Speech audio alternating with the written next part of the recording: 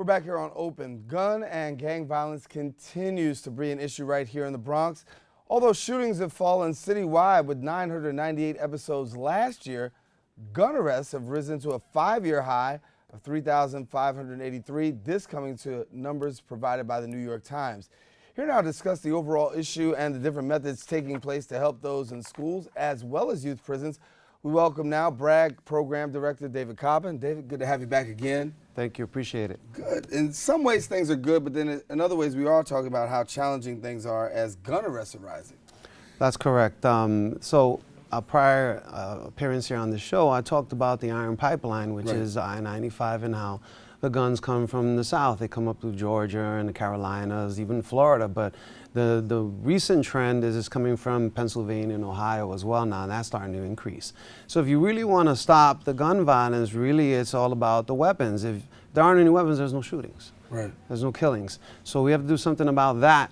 And I know there's a lot of legislation behind who can possess firearms, individuals that have mental illness, things of that nature, whether they can obtain guns and have a right to carry them, those kind of things. But that's really the main issue. And here in the Bronx, 95 comes right through our borough. Right. So that's where all the infiltration of guns come in. Here, you can buy a gun at $200 in the South or in Ohio in the Midwest, and you can sell it here for $700, $800, $900. So if you buy 10 guns, that's a pretty good amount of money. And you can make it's not just you can make some lucrative cash on that. Absolutely. What's being done, because you talk about that 95 being that place where we coming from, both the East and the West. How do we lock down the East and the West in terms of community involvement in making our voice heard? So it's the youth. They're directly connected. If you look at all the statistics, when all the shootings are involved, it boils down to the youths that are between the ages of 14 to 25. So our program, Bronx Rise Against Gun Violence program, Good Shepherd, Good Shepherd's been around for many years, working in communities with families and youth. And we see what can be in those communities and develop them and help families to get stronger. It's those group of individuals that we help out. So the B.R.A.G program is designed to, A, reduce the gun violence by using a cure violence model that came out of Chicago years ago, came to New York. It's been so successful that it's national and it's global, and it's effective everywhere that it's implemented. And we've had a success rate of more than a year of no shooting in one of our locations, and the other one, come July, we'll celebrate a year there. And more importantly, we haven't had a homicide in that area since 2014. How do we do that? By hiring individuals who used to be these same youth, from the 14 to 25-year-olds engaged in this activity, and we go right into those communities, the worst areas, and we provide them with a lot of wraparound services to get them to put the guns down and pick up other activities, such as what you're doing, such as your camera crew here, such as the recording industry, computers, artwork, sports.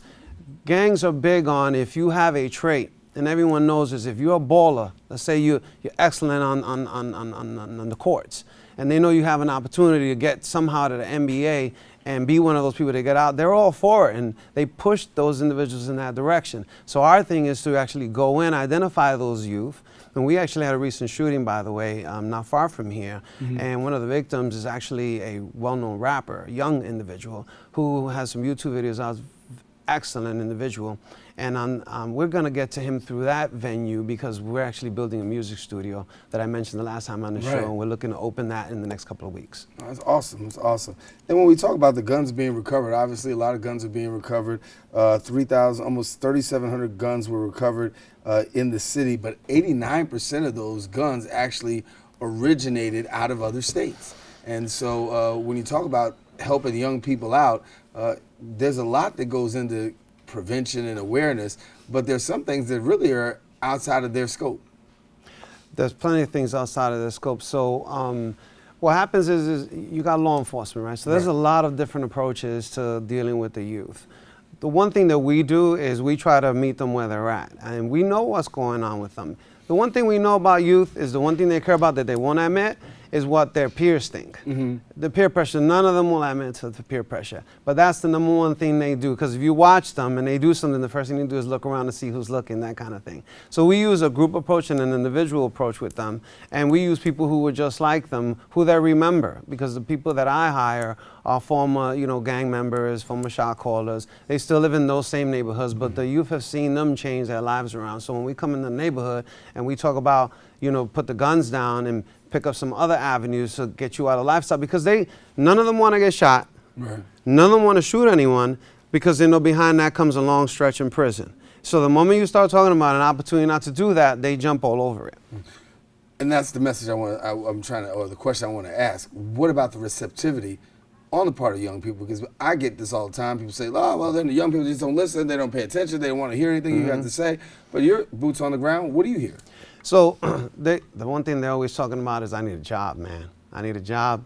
Dave, I need a job. You know, what do you got? And we have, part of our wraparound service is job readiness, job development, job employment. So we have programs that are designed for them to come in, and it's soft skills. It's simple things like, for example, our job skills program doesn't start till 1 o'clock in the afternoon. Why? Because kids don't wake up at 8 o'clock to get to a job by 9. They don't know anything about that.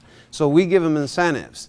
Simple, small, incremental money to get them to come in. So if they come in on time, they can earn a certain amount. If they have ID, they can earn a certain amount. If down the road they produce a resume and all, that's another one. And then in the second phase, now is when we ask them to come a little earlier, you know, because they're in, they got the buy-in. And in the third phase, they get an internship, paid internship, with the promise of a full-time employment at the end of that. So this is the kind of things that get their attention. But more importantly is that they see we've already done that. So they can see that this works. And having that good example always does. What's happening in the future? You got future plans? What's coming up during the summer? So we're big in the summer in B.R.A.G North and B.R.A.G West, because we have 2 units, 2 teams of 6 that do this work in the worst parts of the 4-6 and the 4-7 precinct, on Jerome and in Bronxwood. And so June, July, and August, we have street permits. We've been doing this for years, and we have a huge street fair with food, music, cultural dances, all kinds of displays of our message of peace. And we do this June, July, and August in both locations, with elected officials come out, clergy come out, the community come out, and we have a huge party. And every hour we stop and welcome everyone and let them know, you know, who we are, what we do, and they already know who we are, and they look forward to this now every year. You got a 5-hour period.